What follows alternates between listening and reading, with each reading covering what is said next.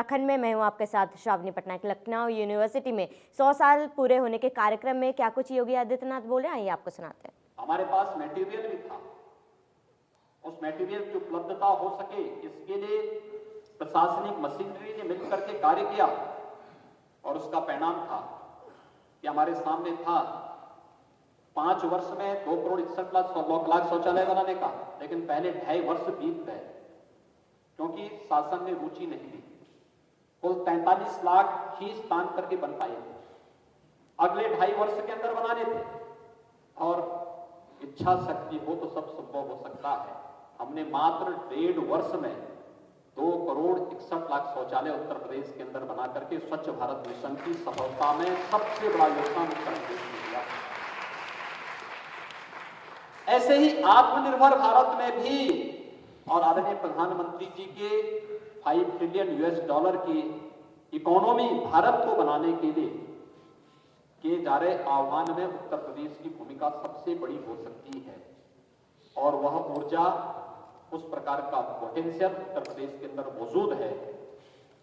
इसके लिए हमारे संस्थानों को आगे आना पड़ेगा और इसीलिए मैं कह रहा हूं कि जन सरोकार से हमारा कोई संबंध है या नहीं है,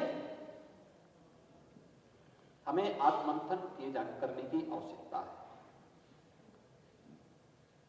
क्यों नहीं हमारे शिक्षण संस्थान जन सरोकार से जुड़ पाते हैं?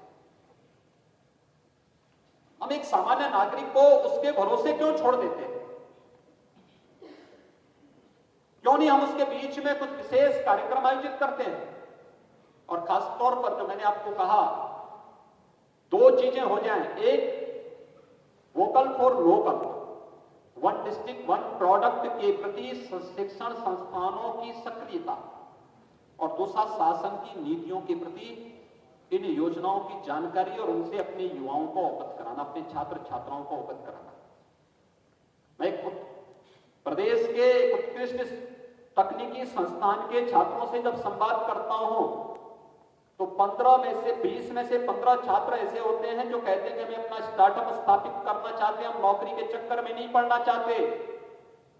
लेकिन स्टार्टअप स्थापित करने के लिए लगने वाली पूंजी कहां से आएगी, ये हमारी चिंता का विषय है। और जबकि उससे 3 वर्ष पहले ही भारत के अंदर नई स्टार्टअप की नीति आ चुकी थी और प्रधानमंत्री मुद्रा योजना घोषित हो चुकी थी। इसका मतलब ये है हम ज्ञान से अपने आप को अपडेट नहीं कर पा रहे हैं और अपने संस्थानों को शासन की योजनाओं के साथ नहीं जोड़ पा रहे हैं।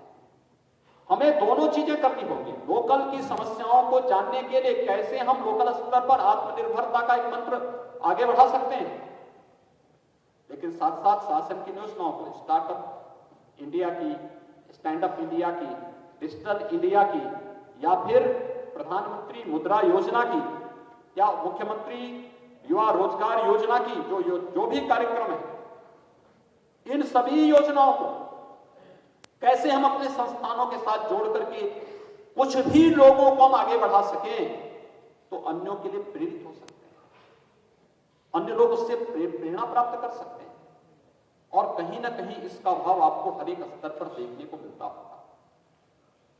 वह युवा भटकता है। हम लोगों ने दूसरी योजना लागू की अगले 2019 में, 24 जनवरी 2019 को वह थी विश्वकर्मा श्रम सम्मान की। और